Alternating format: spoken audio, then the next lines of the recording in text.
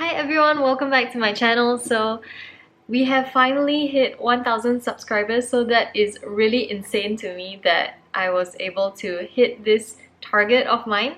And yeah, if I wasn't looking at the numbers, I would be very surprised myself, as we started this channel in May and now it's December, so that growth is really crazy to me. So thank you so much for subscribing and watching the videos. So yeah, I'll keep producing content. It's fun and yeah, it's nice talking to y'all once a week. Okay, so today we're gonna be doing a different sort of video. If you have been watching my videos from the start, I guess you would have known all along that this channel is not just about money and investing, although that is a big portion of it. The underlying thing about this channel is all about self-improvement, and I am a big fan of that. It's fun and it is fulfilling, and I feel very satisfied with each small improvement because it really gets me fired up, as much as an introvert can get fired up, I guess. Today's video is going to be about reflecting on 2019 and looking forward to 2020. So this is something I started last year. A friend of mine, MJ, she introduced a reflection framework for me to work through. I tried and tested it out on myself. I also brought my boyfriend on board with this activity, and it was really cool because then we got to share what were our goals for 2019, and we were able to be aware of what each other wanted to achieve in the different aspects of our lives, and we were able to keep each other accountable. And yeah, I think 2019 has been a good year. So because I found a different reflection framework, I wanted to give it a go. And I have posted about this before on my Instagram, also on Facebook. So I'll link it down below. There are a set of 19 questions, and this I got from BFM. So today we're gonna run through them. I'm gonna share a bit, and yeah, I hope you enjoyed this video. Okay, let's jump right in. Question number 1 is talking about top goals for 2019. I'm not gonna share every single thing that I wrote down because that would take too much time, but I'm gonna share snippets of it. So one of my goals for 2019, one of my main goals actually, was to make my investments a part of my lifestyle and a little bit more into a daily activity rather than a monthly activity, because I found that when I make time for the things that I really care about and I schedule it in, I actually end up achieving things faster.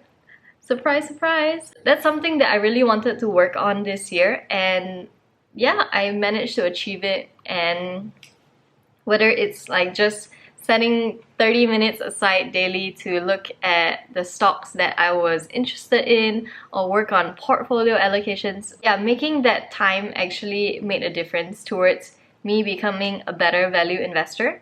And I highly recommend, if you want something really bad, schedule it into your weekly plan, because we have 52 weeks a year. That is a lot of time actually to make something that you really want happen.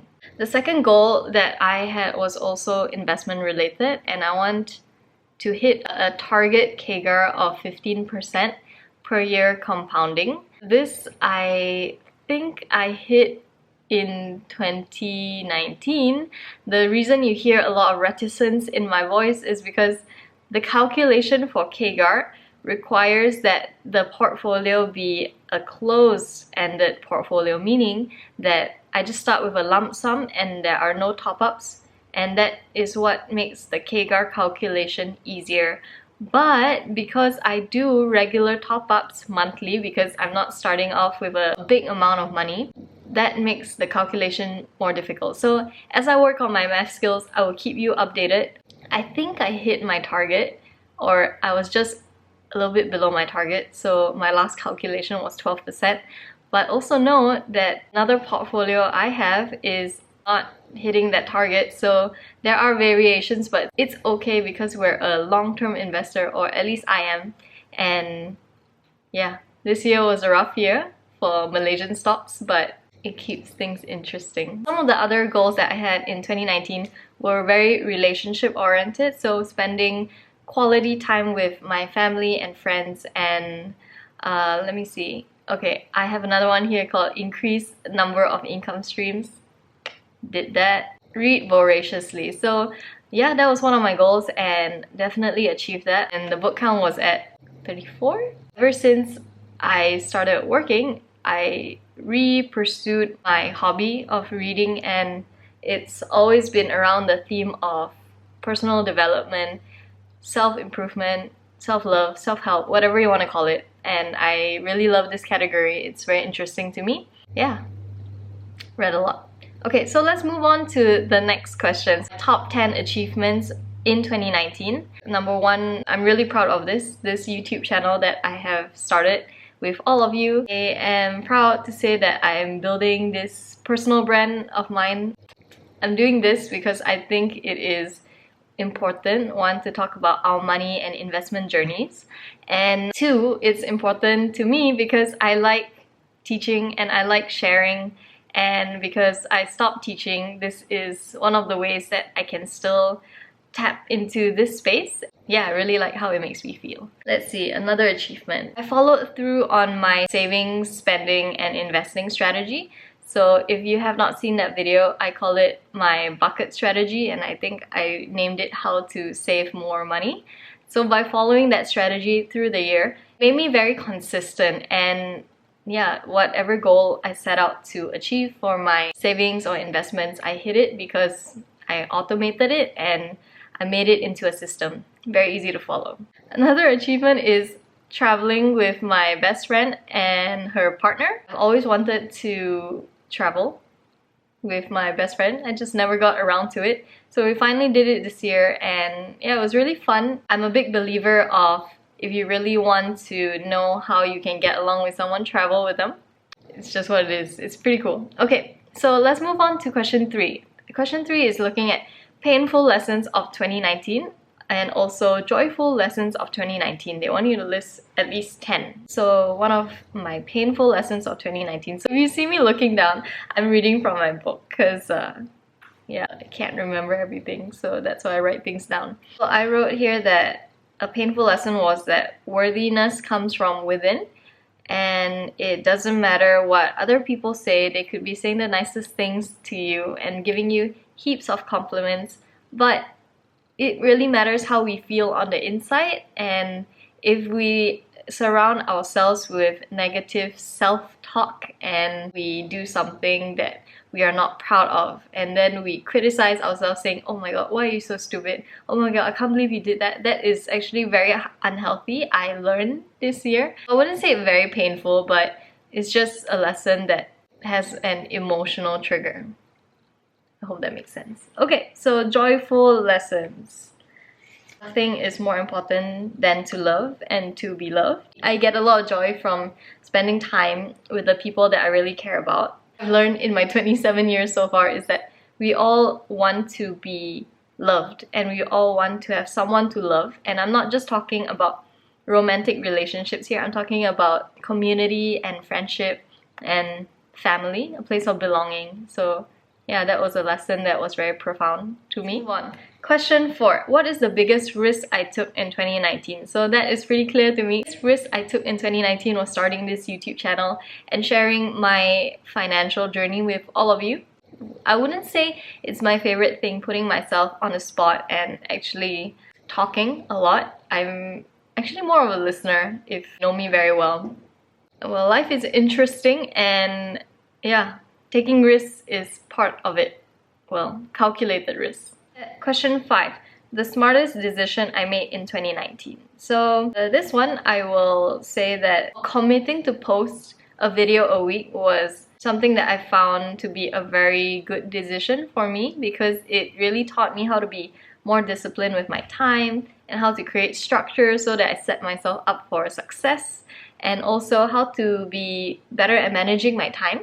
It really taught me the value of an hour, 20 minutes, 40 minutes, and yeah, great decision. Question 6. Which 3 relationships of mine have improved the most in 2019? This one I found to be an interesting question because it is looking at the relationships we have and have they improved, have they progressed since the year before.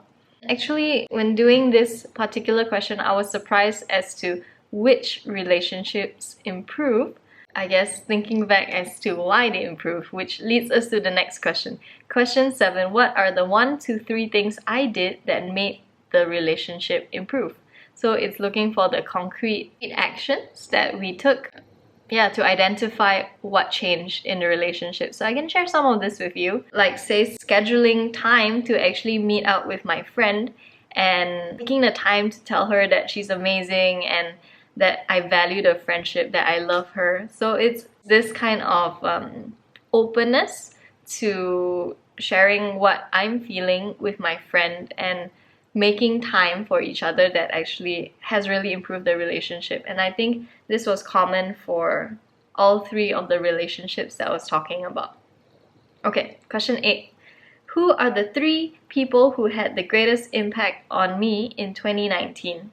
So this one, also pretty surprising. This reminds me of a book that I read recently called The Defining Decade, and the author talks about the strength of weak ties. Well, she explains it as we are actually impacted by the people who we least expect or that we don't know very well.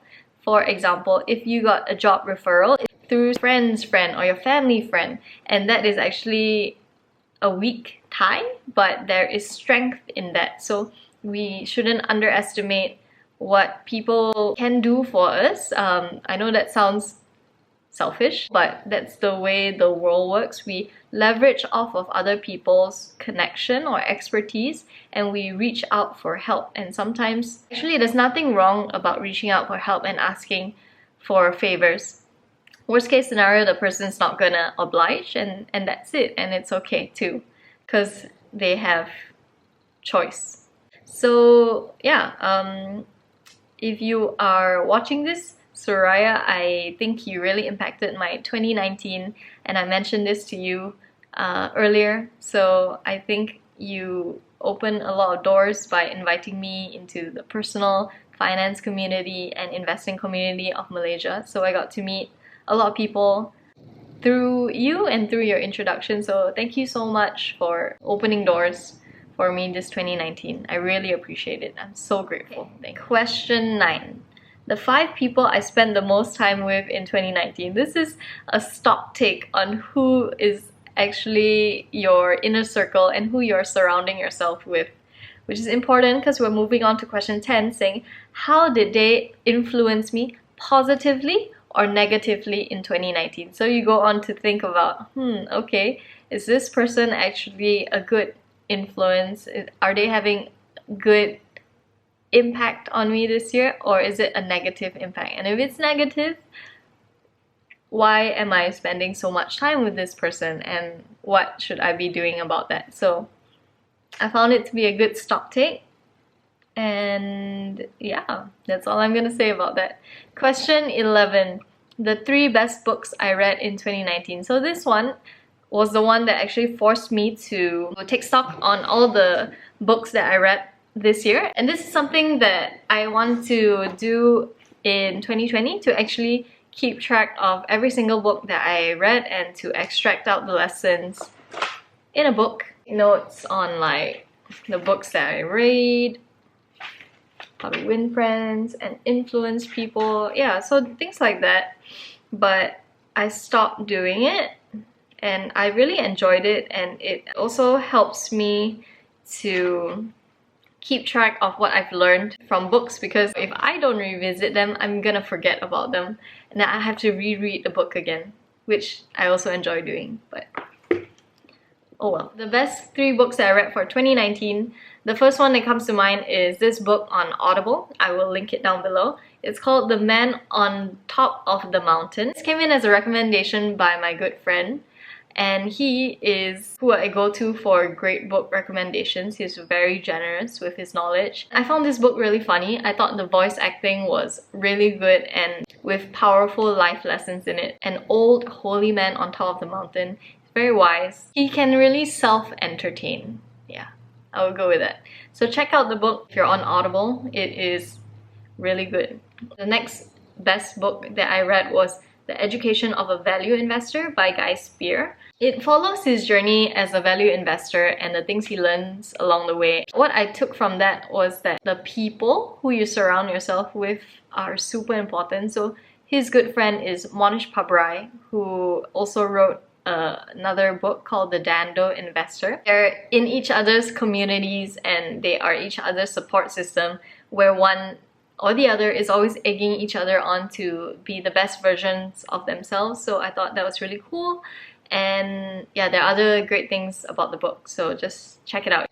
And the third one that I really enjoyed this year is The Snowball by Alice Schroeder. It's Warren Buffett's life story, and it goes very, very deep in depth of his childhood, his personal experiences, his personal relationships, and the businesses that he got involved in, and also how he deals with stress, rejection from public, and how he takes it. So it's very, very intriguing. It's a different side to Warren Buffett that we normally see on traditional media.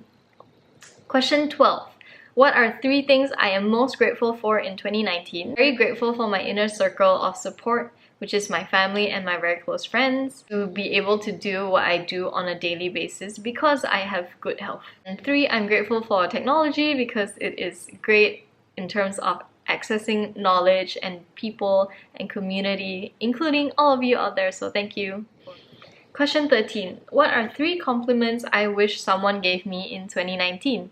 This one was interesting to do. I do understand how important a compliment is. Very blessed to receive a lot of compliments from friends, a lot of you out there. So every compliment I thought I needed, I think I have actually received. Compliments that I really value are more in terms of when people talk about my grit and how I'm willing to put in the work. I also really like receiving compliments about being thoughtful of others and allowing them to feel welcome and safe and included, because those are things that are really important to me. I think I've received all of these compliments that I have sought out for in 2019 in a subconscious way. 14. Well, one word sums up my 2019, and for me that would be snowball. Question 15. This is where things get very interesting because it's starting to look towards 2020, and it asks, what are 5 biggest necessary endings that must happen for 2020 to be amazing? So what this question is really asking for is what needs to stop in 2019 and just stay in 2019. We move to 2020 without it. For me, some of it would be the end of self-doubt and the imposter syndrome of not being enough or not being as good as other people. That needs to stop. I also want to stop my lack of reflection on my feelings and emotions. It's something I want to practice and be more mindful of and be aware of how I'm feeling, and yeah, just being attuned to what's going on with me.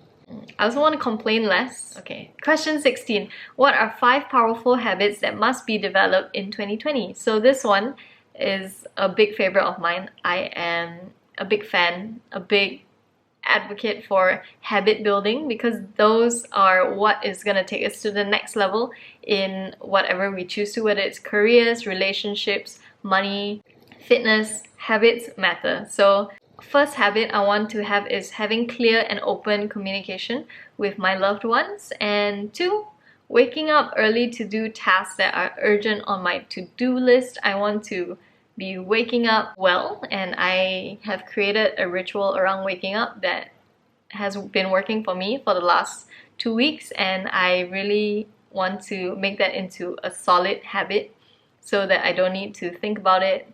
No time to convince myself not to do something, and just do it. Question 17. What are 5 books and 5 courses to read or attend in 2020 that will guarantee me major breakthroughs in my life and work? I want to read Principles by Ray Dalio. Apparently it's really good for building systems, replicating the system. 2, You Are a Badass in Making Money by Jen Sincero. It just keeps popping up, so I should just read it.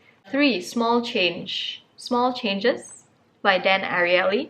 4, How Not to Be Wrong, Hidden Math of Everyday Life. And 5, Poor Charlie's Almanac by Charlie Munger. A course that I want to attend is Equities Tracker has a trainer called Ricky, and he comes from Penang, and he's really good. His track record CAGR at 20-something% per year compounding, and he is having a course about timing of buying our stocks and riding on trends. So that's something that is a little bit different. So I wanted to check out his course.